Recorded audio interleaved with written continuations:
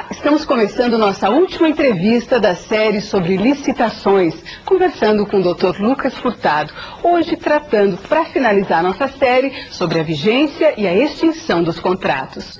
Dr. Lucas, por que é tão importante a gente nós destacarmos a vigência dos contratos? Em primeiro lugar, devo dizer que hoje é o nosso último encontro nessa nossa série de entrevistas sobre licitações e contratos. Nós, na primeira parte desses programas, conversamos sobre as licitações, vimos que a licitação é obrigatória, as modalidades de licitação, as hipóteses de contratação sem licitação. Na segunda parte, temos conversado sobre os contratos, vimos formalização de contrato, execução de contrato, fiscalização da execução do contrato. E hoje nós vamos conversar sobre esse tema que é muito importante, que é a vigência e a própria extinção do contrato. Esse tema é importante porque, em primeiro lugar, todo contrato administrativo tem de ter prazo certo. Todo contrato tem prazo certo e a regra, indicada no artigo 57 da Lei de Licitações, é que esse prazo do contrato deve observar a respectiva lei orçamentária. Quando a lei determina, quando a lei prevê prazos, ela também relaciona, ela vincula o prazo à natureza do contrato? A regra é que todo contrato tem de observar o respectivo crédito orçamentário. Então nós temos o seguinte, um contrato celebrado para vigorar durante o ano de 2004, por exemplo. Não se pode, a partir desse contrato, em princípio, gerar despesa para o ano de 2005, porque nós não sabemos se haverá previsão orçamentária para aquele contrato no ano de 2005. Então, daí porque a regra é que o contrato tem de observar a respectiva lei orçamentária.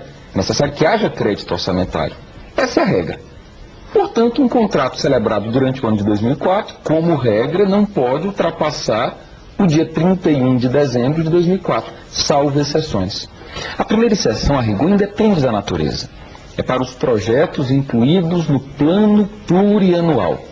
A Constituição Federal prevê exatamente a aprovação da lei do Plano Plurianual, que tem exatamente o objetivo de contemplar os projetos cuja execução ultrapassam o crédito orçamentário.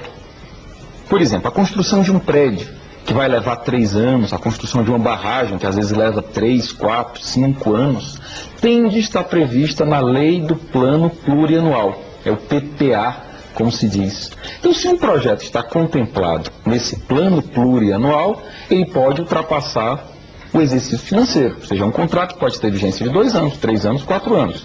Para tanto, é necessário a previsão na lei do Plano Plurianual. Outra exceção diz respeito aos chamados contratos de serviços contínuos. Então, aqui a natureza do contrato é importante.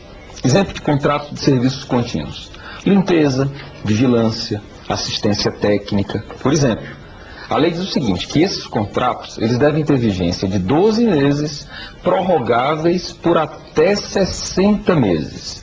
Teoricamente, eu posso ter um contrato celebrado com vigência de 60 meses. Ou posso celebrá-lo com 12 e aí prorrogá-lo a critério da administração pública. E se houver concordância do contratado, por mais 12, até o limite de 60 meses. Somente contratos de serviços contínuos, isso é importante, podem admitir esse tipo de prorrogação, em que o contrato é executado e renova-se a vigência por igual período, até o limite de 60 meses. E outro contrato que também permite prorrogação e que seja ultrapassado o crédito orçamentário são as locações de equipamentos.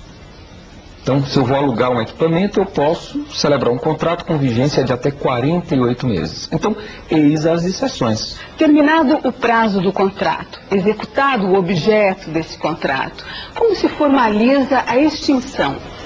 Nós sabemos que várias situações provocam a extinção do contrato. A expiração do prazo de vigência, a execução do objeto, a anulação, a rescisão.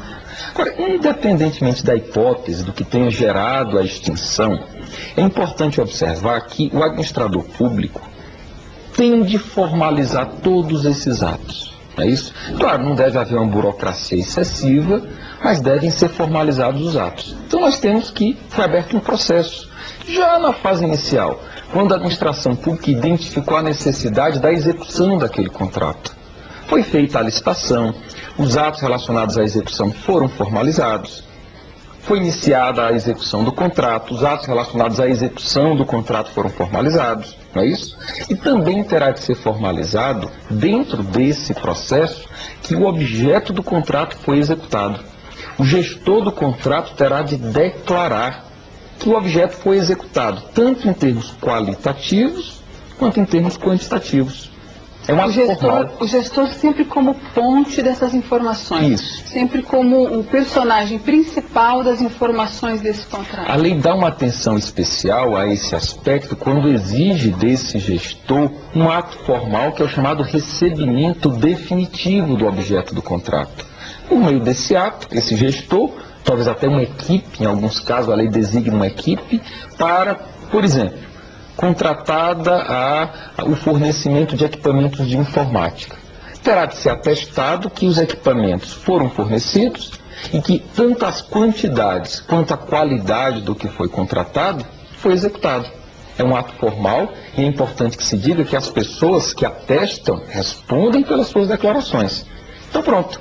E temos aqui, com esse ato, o que formaliza o fim do contrato, a extinção do contrato. A pergunta que pode ser feita em seguida é a seguinte: e aí? Extinto o contrato, não existe mais nada? Existe.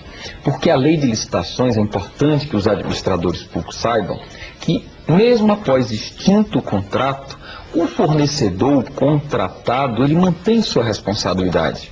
A lei determina que, mesmo após extinto o contrato, mesmo após a administração pública ter declarado que ele foi executado corretamente, se surge alguma falha posteriormente, a lei determina que ele contratado é obrigado a reparar, a corrigir, a repor aquilo que, eventualmente, por falha na execução, somente vem a surgir após extinto o contrato.